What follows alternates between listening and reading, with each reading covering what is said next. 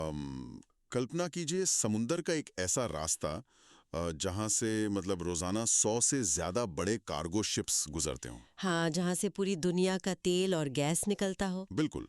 और global economy को जिंदा रखने वाला सारा जरूरी सामान उसी एक रास्ते से होकर जाता हो और फिर वहां अचानक सन्नाटा छा जाए। जो कि एक बहुत डरावनी सोच है। राइट।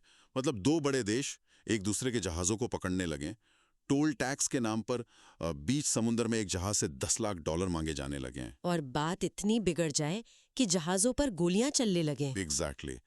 तो ऐसे में दुनिया के ट्रेड का या व्यापार का क्या होगा? और वैसे ये कोई हॉलीवुड थ्रिलर की स्क्रिप्ट नहीं है, ये वही असली हकीकत है जो स्ट्रेट ऑफ हॉर्मुस में घटित हो रही है। हाँ, बिना किसी फॉर्मल वॉर डिक्लेरेशन के वहाँ एक बहुत बड़ा टकराव चल रहा है। बिल्कुल। और अगर इस तरह की गहरी और कॉम्प्लेक्स जियोपॉलिटिकल घटनाओं के पीछे के असली कारणों को समझना पसंद है तो YouTube पर IAS Zen चैनल जरूर देखें, क्योंकि वहाँ ऐसे हैवी कॉन्सेप्ट्स की पूरी क्लैरिटी और स्मार्ट लर्निंग बहुत ही आसान भाषा में मिलती है। तो चैनल चेकआउट करना मत भूलिएगा। राइट।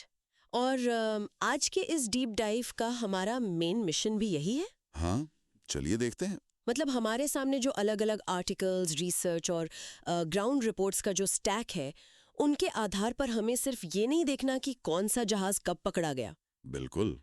बल्कि हमें ये डिकोड करना है कि जब बात इंटरनेशनल वाटर्स की आती है तो वहां आखिर किसका कानून चलता है। एग्जैक्टली। जब दुनिया की दो सुपर पावर्स मतलब अमेरिका और ईरान समुंदर के बीचों बीच अपने अपने रूल्स के साथ आपस में टकराती हैं, तो उन दशकों पुराने ग्लोबल मैरिटाइम लॉज का क्या होता है। तो चलिए इस पूरी क्राइसिस को शुरुआत से अनपैक करते हैं। हाँ। 28 फरवरी को जब ये कॉन्फ्लिक्ट शुरू हुआ, उसके तुरंत बाद ग्राउंड रियलिटी बहुत तेजी से बदली। हाँ, रिपोर्ट साफ बताती है कि कॉन्फ्लिक्ट शुरू होने के सिर्फ 24 घंटे के अंदर ही स्ट्रेट ऑफ हॉर्मुज से गुजरने वाले जहाज़ों की गिनती अचानक गिर गई। मतलब जो नॉर्मली 100 जहाज रोज होते थे, राइट, वो गिरकर लगभग जीरो हो गई। Oh wow. जीरो। हाँ, और ग्लोबल सप्लाई चेन के लिए ये किसी हार्ट अटैक से कम नहीं था। बिल्कुल।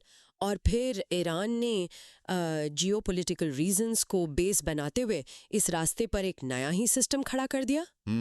मतलब मीडिया रिपोर्ट्स के अनुसार उन्होंने वहां से गुजरने वाले जहाजों पर $1 मिलियन से भी ज्यादा का टोल टैक्स लगा दिया। ये कदम तो इंटरनेशनल डिप्लोमेसी में एक भूचाल की तरह था। मतलब $1 मिलियन पर शिप, ये कोई नॉर्मल फीस तो है नहीं। हाँ, बिल्कुल नहीं। ये बेसिकली एक सीधा मैसेज था कि उस वाटर बॉडी पर अब कंट्रोल किसका है। लेकिन यहाँ जो पैटर्न निकल कर आता है वो बहुत इंटरेस्टिंग है। वो कैसे? ईरान ने ये टोल सभी पर एक बराबर लागू नहीं किया। हाँ हाँ, रिपोर्ट्स में ये बात बहुत स्ट्रांगली हाईलाइट की गई है कि इस नई व्यवस्था का भारत पर क्या असर पड़ा। राइट। ईरान ने भारत के ऑयल और गैस सप्लाई ले जाने वाले लगभग 10 इंडियन फ्लैग वाले जहाज़ों को वहां से सेफ और बिना किसी टोल के गुजरने दिया। और इसके अलावा भी कुछ फॉरेन शिप्स को उन्होंने रास्ता दिया। बिल्कुल। और इंडियन गवर्नमेंट ने इस सिचुएशन को बहुत ही डिप्लोमेटिकली हैंडल किया।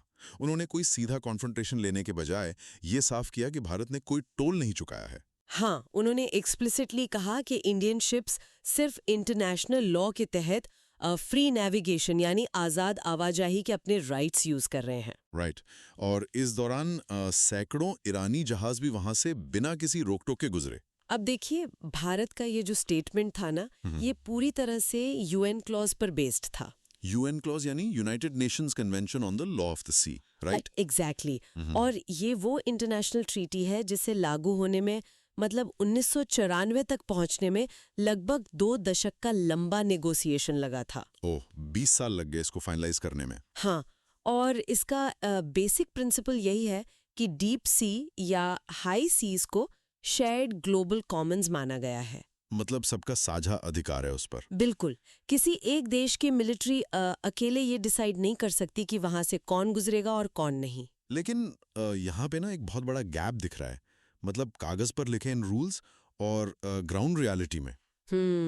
ये तो वैसा ही हो गया ना कि जैसे कोई अचानक एक बहुत बिजी इंटरनेशनल हाईवे पर अपना खुद का एक प्राइवेट टोल बूथ खड़ा कर दे। हाँ, एकदम परफेक्ट एनालॉजी है। राइट। और वो अपनी मर्जी से तय करे कि कौन सी गाड़ी बिना पैसे दिए निकल जाएगी और किसे रोक लिया जाएगा? मतलब अगर कानून इतने ही साफ हैं कि समुद्र सबका है, तो ईरान इस तरह का टोल बूथ चला कैसे पा रहा था? देखिए, इस पर ईरान का आर्ग्यूमेंट उनकी अपनी जियोपॉलिटिकल सिक्योरिटी और इस इलाके में उनके हिस्टोरिकल इन्फ्लुएंस से जुड़ा हुआ है। अच्छा। लेकिन ईरान की इस यूनिलैटरल एक्शन का जवाब अमेरिका ने जिस तरह से दिया, उसने इस पूरे टकराव को एक अलग ही लेवल पर पहुंचा दिया। हाँ, 12 अप्रैल वाली घटना। बिल्कुल।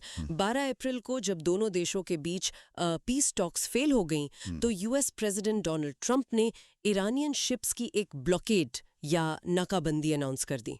अब यहाँ मुझे विट्टा है कि ब्लॉकेड वर्ड सुनते ही लोग ये मान लेते हैं कि अमेरिका ने अपने वॉरशिप्स की एक लंबी लाइन खड़ी कर दी होगी वहाँ। हाँ, जैसे पुराने जमाने की वॉर्स में होता था। राइट। लेकिन रिपोर्ट्स बताती हैं कि ये कोई फिजिकल ब्लॉकेड थी ही नहीं। बिल्कुल नहीं। ये रेडियो वार्निंग्स के जरिए किया गया एक बहुत ही मॉडर्न तरीके का कंट्रोल था। तो अब मेरा सवाल ये है कि एक रेडियो की वार्निंग से आखिर 7,000 टन का कोई बड़ा कंटेनर शिप कैसे रुक जाता है? और यही आज के मॉडर्न इकोनॉमिक वॉरफेयर का सबसे खतरनाक वेपन है। अच्छा। हाँ, अमेरिका को जहाज़ों के सामने अपनी नेवी फिजिकली खड़ी करने की ज़रूरत ही नहीं है। वो सेकेंडरी सैंक्शंस का यूज़ करते हैं। ओके, ये सेकेंडरी सैंक्शंस कैसे काम करते हैं? मतलब अगर कोई जहाज़ अमेरिका की रेडियो वार्निंग को इग्नोर करके आगे बढ़ता है, तो अमेरिका उस जहाज़ की इंश्योरेंस कंपनी, उसको फिनेंस करने वाले बैंक और उस कंपनी के ग्लोबल ट्रेड पर सीधा बैन लगा देगा। ओह वाओ, मतलब ये एक तरह की इनविजिबल वॉल या अदृश्य दीवार बन गई। एग्जैक्टली। और कोई भी कमर्शियल जहाज बिना इंटरनेशनल इंश्योरेंस के पोर्ट्स पर डॉक कर ही नहीं सकता। बिल्कुल नहीं। तो मतलब अमेरिका बिना एक भी गोली चलाए जहाज़ों को रोक रहा था। हाँ, और इसका असर ग्राउंड पर साफ दिखा। अमेरिका ने उन दर्जनों ईरानी जहाज़ों को वापस लौटने पर मजबूर कर दिया, जो वहां से पहले फ्री घूम रहे थे। और बात सिर्फ वापस भेजने तक तो रुकी नहीं। नहीं, 19 और 20 अप्रैल के बीच अमेरिका ने तुस्का नाम के एक ईरानी कंटेनर शिप को रोका और उसको पूरी तरह से डिसेबल कर दिया। राइट, क्योंकि यूएस को शक था कि इस जहाज में मिलिट्री के यूज वाला सामान भरा है। और इसके बाद टुरस्का के साथ साथ एक और बहुत बड़ी घटना हुई ना। हाँ, जो इंटरनेशनल लॉ के हिसाब से एक बहुत बड़ी केस स्टडी है। राइट, टिफनी वाली इंसिडेंट। बिल्कुल। अमेरिका ने श्रीलंका और इंडोनेशिया के बीच इंटरनेशनल वाटर्स में एक बहुत बड़े क्रूड ऑयल टैंकर को पकड़ा, जिसका नाम टिफनी था। कितना बड़ा था ये जहाज? इस अकेले जहाज में लगभग 2 मिलियन बैरल्स ऑयल आ सकता था। 2 मिलियन बैरल्स? बाप रे। हाँ, और अमेरिका का आर्ग्यूमेंट था कि ये जहाज ईरानियन ऑयल ट्रेड से जुड़ा था और उनकी मेन स्ट्रैटेजी यही थी कि ईरान के इनकम सोर्सेज को पूरी तरह से काट दिया जाए। वेट, यहाँ एक बहुत बड़ा कॉन्ट्रडिक्शन है। क्या? अभी थोड़ी देर पहले हमने बात की कि UNCLOS के तहत समुद्र एक शेयर्ड प्रॉपर्टी है। हाँ, शेयर्ड कॉमन्स है। तो हॉर्मुज के पास जो टेंशन है, चलो वहां तो समझ आता है, लेकिन अमेरिका श्रीलंका और इंडोनेशिया के बीच में जाके मतलब एकदम हाई सीज में किसी जहाज को अचानक कैसे पकड़ सकता है? क्या ये उसी फ्रीडम ऑफ नेविगेशन का रूल ब्रेक नहीं है जिसकी वकालत खुद अमेरिका इतनी जोर शोर से करता है? और यही इस पूरे डिस्प्यूट का सबसे क्रिटिकल पॉइंट है। आपने बिल्कुल सही सवाल उठाया। हाँ, क्योंकि ये अजीब लग रहा है। देखिए, अमेरिका की ये एक्शन यूएन या किसी इंटरनेशनल लॉ के मैंडेट पर नहीं हो रही थी। अमेरिका बेसिकली अपने खुद के डोमेस्टिक लॉज यानी यूएस सैंक्शंस को इंटरनेशनल वाटर्स में जबरदस्ती लागू कर रहा है। ओह, मतलब अपने घर के नियम दुनिया भर पर थोप रहे हैं। एग्जैक्टली। और ग्लोबल लॉ के हिसाब से हाई सीज पर किसी दूसरे देश के जहाज को इस तरह रोकने के एक्सेप्शंस बहुत ही लिमिटेड हैं। तो वो एक्सेप्शंस आखिर हैं क्या? क्योंकि ऐसे तो समुद्र में कोई कॉमन लॉ बचेगा ही नहीं, हर देश यही करेगा। हाँ, मैं बताती हूँ। बेसिकली 4 मेन एक्सेप्शंस माने जाते हैं। ओके। पहला है हॉट परस्यूट। मतलब जैसे कोई क्रिमिनल आपके कोस्टल एरियाज में क्राइम करके भाग रहा हो। बिल्कुल वही।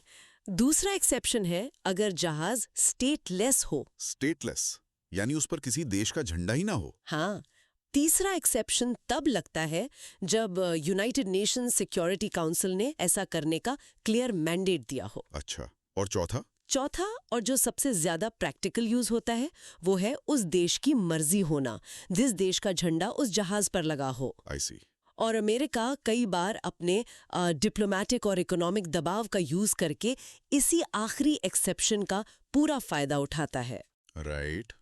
मतलब इंटरनेशनल लॉज का ये जो पूरा ग्रे एरिया है, जहाँ कोई सुपर पावर अपने डोमेस्टिक रूल्स को ग्लोबल ट्रेड पर थोप देती है, ये सुनने में बहुत कॉम्प्लिकेटेड लगता है। हाँ, काफी उलझा हुआ तो है।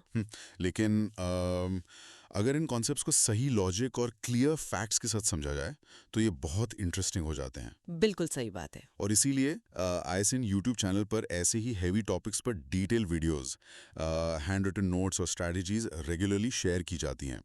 ये चैनल प्रैक्टिकली किसी भी कॉम्प्लेक्स सब्जेक्ट की पढ़ाई को बहुत ही आसान और स्मार्ट बना देता है, तो उसे चेक करना ना भूलें। तो वापस आते हैं अपने मुद्दे पर। अमेरिका की इस अदृश्य नाकाबंदी और जहाज़ों को हाई सीज पर पकड़ने की ट्रिक ने ईरान के टोल सिस्टम को काफी नुकसान तो पहुंचाया। हाँ, काफी डिस्टर्ब किया। लेकिन ईरान के पास एक ऐसी ताकत थी जिसे अमेरिका चाहकर भी नहीं बदल सकता था। और वो क्या थी? भूगोल, यानी उनका ज्योग्राफी। हाँ, मतलब 16 अप्रैल को जब डोनाल्ड ट्रंप ने कॉन्फिडेंटली स्टेटमेंट दिया कि स्ट्रेट ऑफ हॉर्मुज अब पूरी तरह खुला है, तो ग्राउंड रियलिटी उसकी बिल्कुल उल्टी चल रही थी। एग्जैक्टली मतलब 17 और 18 अप्रैल को जब इंडियन और कुछ फॉरेन जहाज वहां से गुजरने पहुंचे, तो ईरान की Islamic revolutionary guard Corp navy ने अचानक 2 इंडियन शिप्स पर फायरिंग कर दी। हाँ, उन शिप्स का नाम था सनमार हेरल्ड और जग अर्नव। राइट, और उनको फोर्स किया गया वापस लौटने के लिए, जिसके बाद भारत ने तुरंत ईरानियन एम्बेसडर के सामने इस पर अपना स्ट्रॉन्ग प्रोटेस्ट दर्ज कराया। ईरान का ये मूव क्लियर दिखा रहा था कि अब बात सिर्फ टोल टैक्स या डिप्लोमेसी की नहीं रही। हाँ, अब वो सीधे तौर पर मिलिट्री पावर दिखा रहे थे। और 23 अप्रैल आते आते सिचुएशन और भी ज्यादा आउट ऑफ कंट्रोल हो गई। हाँ, 23 अप्रैल की रिपोर्ट्स तो बहुत शॉकिंग थी। ईरान ने फ्रांसिस्का और एपामिनोंडास नाम के 2 कंटेनर शिप्स को लिटरली हाईजैक या कैप्चर ही कर लिया। और उनका ऑफिशियल क्लेम क्या था कि इन जहाज़ों के पास सही परमिट नहीं था और इन्होंने अपना नेविगेशन सिस्टम बंद रखा था। राइट। और इसी दिन एक तीसरे शिप यूफोरिया पर भी गोलियां चली थीं। हाँ, जिसमें इंडियन क्रू मेंबर्स मौजूद थे। और इसके तुरंत बाद ईरान ने ये ऐलान कर दिया कि जब तक अमेरिका अपनी ब्लॉकेड नहीं हटाता, हॉर्मुज का ये रास्ता ट्रेड के लिए बंद ही रहेगा। बिल्कुल। तो अब यहाँ सबसे बड़ा टेक्निकल सवाल ये आता है कि क्या स्ट्रेट ऑफ हॉर्मुज पर ईरान का सच में कोई सॉलिड लीगल अथॉरिटी है? मतलब क्या वो रियलिस्टिकली एक इंटरनेशनल रूट को ऐसे बंद कर सकते हैं? देखिए, वही बात आती है ज्योग्राफी की। हॉर्मुज की जो ज्योग्राफिकल बनावट है वही ईरान की सबसे बड़ी ताकत है। वो कैसे? ये एक ग्लोबल रूट तो जरूर है, लेकिन अपने सबसे पतले यानी नैरोएस्ट हिस्से पर इसकी चौड़ाई सिर्फ 21 माइल के आसपास है। सिर्फ 21 माइल? हाँ, और इसका सीधा मतलब यह है कि वहाँ बीच में कोई हाई सीज या इंटरनेशनल वाटर्स बचता ही नहीं है। ओ, तो वहां से गुजरने वाला हर जहाज बेसिकली या तो ईरान के टेरिटोरियल वाटर्स में होगा या फिर ओमान के। एग्जैक्टली। तो ये तो वैसे ही हो गया ना कि जैसे एक बड़ी हाईवे को अचानक किसी की प्राइवेट प्रॉपर्टी के बीच से गुजार दिया गया हो। हाँ, बहुत सही कहा आपने। मतलब मैं इसको ऐसे सोच रहा था कि जैसे एक पब्लिक रास्ता है जो सीधा आपके घर के प्राइवेट आंगन से होकर गुजर रहा है। ये एनालॉजी यहाँ बिल्कुल फिट बैठती है। और देखिए, इस सिचुएशन के लिए यूएन क्लॉज में एक स्पेशल रूल बनाया गया है जिसे ट्रांजिट पैसेज कहते हैं। ओके, ये ट्रांजिट पैसेज का रूल क्या कहता है? इस रूल के हिसाब से ईरान फॉरेन जहाजों को वहां से गुजरने से पूरी तरह बैन या रोक तो नहीं सकता। मतलब रास्ता कंप्लीटली बंद नहीं कर सकते। हाँ, जैसे आप अपने आंगन से गुजरने वाले उस पब्लिक रास्ते को ब्लॉक नहीं कर सकते, लेकिन वहां से निकलने की कुछ बहुत ही स्ट्रिक्ट कंडीशंस होती हैं। जैसा कि जहाज वहां रुककर कोई दूसरा काम नहीं कर सकते। बिल्कुल, जहाजों को वहां बिना रुके अपनी एक नॉर्मल स्पीड मेंटेन करते हुए और सिर्फ उसी रास्ते से निकलना होता है जो नेविगेशन के लिए तय किया गया हो। अच्छा। वो उस एरिया में ऐसी कोई भी एक्टिविटी नहीं कर सकते जो ईरान या ओमान की शांति या सिक्योरिटी के लिए थ्रेट बन जाए। जैसे कोई इलीगल लोडिंग अनलोडिंग करना या फिर स्पाइंग और इंटेलिजेंस गैदर करना। हाँ, एग्जैक्टली। और ईरान इसी टेक्निकल रूल का पूरा फायदा उठाता है। मतलब वो शिप्स पर परमिट ना होने का इल्जाम लगाकर। राइट।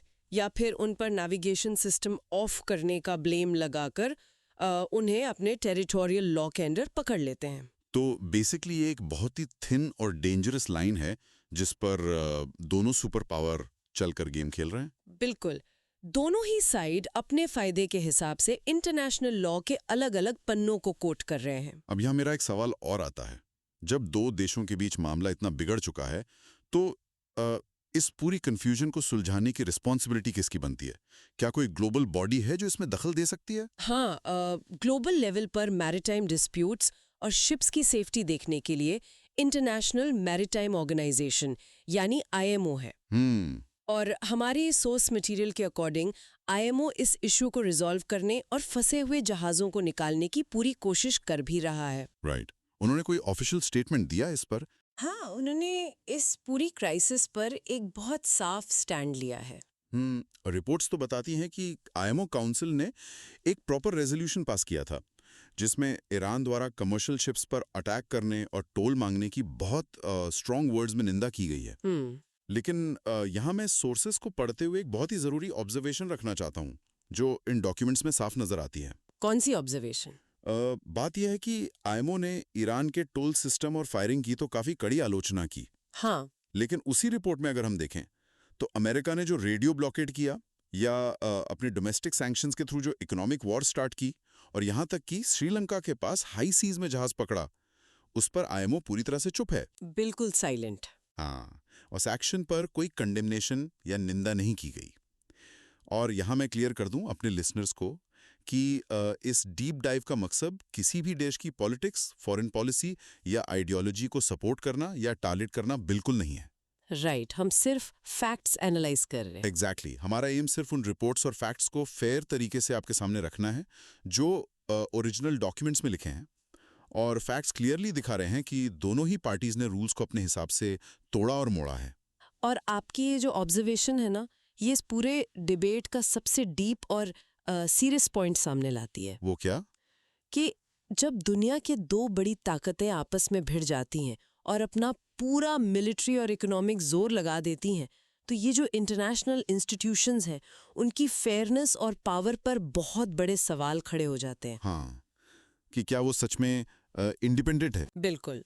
क्या ये ऑर्गेनाइजेशन सच में बिना किसी डर के काम कर रही हैं, या फिर ग्लोबल पावर डायनामिक्स और सुपर पावर्स का प्रेशर उनके डिसीजंस में साफ दिखाई दे रहा है?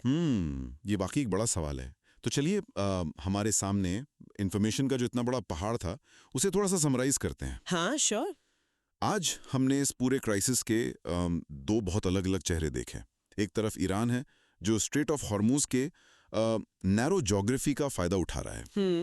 वो बेसिकली ट्रांजिट पैसेज के रूल्स और अपने टेरिटोरियल वाटर्स का एक्सक्यूज देकर जहाज़ों पर टोल मांग रहे हैं, उन्हें फोर्स करके रोक रहे हैं और यहाँ तक कि फायरिंग भी कर रहे हैं। और दूसरी तरफ है अमेरिका, राइट, जो किसी भी इंटरनेशनल कानून या यूएन के रेजोल्यूशन का वेट किए बिना अपने खुद के डोमेस्टिक लॉज यानी इकोनॉमिक सैंक्शंस को एक ग्लोबल वेपन की तरह यूज कर रहा है। उन्होंने पूरे इंश्योरेंस और बैंकिंग सेक्टर में डर बैठा दिया है। बिल्कुल, और इसी फियर फैक्टर को यूज करके वो हाई सीज पर शिप्स को रोक रहे हैं, जो कि क्लासिक मैरीटाइम लॉज के डायरेक्टली अगेंस्ट जाता है। ये पूरा का पूरा इशू फ्रीडम ऑफ नेविगेशन और ग्लोबली मैरीटाइम लॉज के प्रैक्टिकल यूज की एक बहुत ही जिंदा और थोड़ी डरावनी केस स्टडी है। और ये साफ दिखाता है कि यूएन क्लॉज जैसे रूल्स जो कागज पर लिखे होते हैं और समुंदर की लहरों पर जो असली जियोपॉलिटिक्स खेली जाती है, दोनों के बीच में जमीन आसमान का अंतर हो सकता है। राइट। और ये हमें एक और बात सोचने पर मजबूर करता है कि जो रूल्स आज से कई दशकों पहले लिखे गए थे, मतलब एक ऐसी दुनिया के लिए जो आज से बहुत अलग थी, क्या वो रूल्स आज की इस तेजी से बदलती हुई और अग्रेसिव जियोपॉलिटिक्स में रेलेवेंट रह भी गए हैं या नहीं? और बिल्कुल इसी पॉइंट से आज की हमारी इस चर्चा का सबसे गहरा और सोचने पर मजबूर करने वाला सवाल निकल कर आता है, जो हम अपने लिसनर्स के लिए आखिर में छोड़ना चाहेंगे। हाँ, वो सवाल पूछे। आज की इस पूरी डिबेट को देखने के बाद एक बात तो क्लियर है कि अगर दुनिया का ग्लोबल ट्रेड, जिस पर करोड़ों लोगों की रोजगार और जिंदगियां टिकी हैं, अगर वो ट्रेड महज दो देशों के आपसी ईगो, जियोपॉलिटिकल गेम और डोमेस्टिक सैंक्शंस की वजह से इस तरह बीच समंदर में हॉस्टेज या बंधक बन सकता है, तो क्या हमारे 30 साल पुराने समुद्री कानून या यूएन क्लोज आज की इस मॉडर्न इकोनॉमिक वॉरफेयर से निपटने के लिए सच में काफी है? ये बहुत ही वैलिड सवाल है। या फिर अब वक्त आ गया है कि दुनिया को समुद्र के लिए नए सिरे से और आज की इस ग्राउंड रियलिटी को ध्यान में रखते हुए नए रूल्स लिखने की जरूरत है? इस बारे में जरूर सोचिएगा। बिल्कुल। तो इस डीप डाइव में आज के लिए बस इतना ही। और हाँ, अगर आपको ऐसे ही पावरफुल, स्मार्ट और नॉलेज फिल्ड कंटेंट को डीपली एक्सप्लोर करने में इंटरेस्ट है, तो यूट्यूब पर IS Zen चैनल को ज़रूर चेकआउट करें। हम्म। क्योंकि वहाँ ऐसे कॉम्प्लिकेटेड टॉपिक्स को प्रैक्टिकली समझना बहुत ही आसान हो जाता है। हमसे जुड़ने के लिए और ध्यान से सुनने के लिए आपका बहुत बहुत शुक्रिया।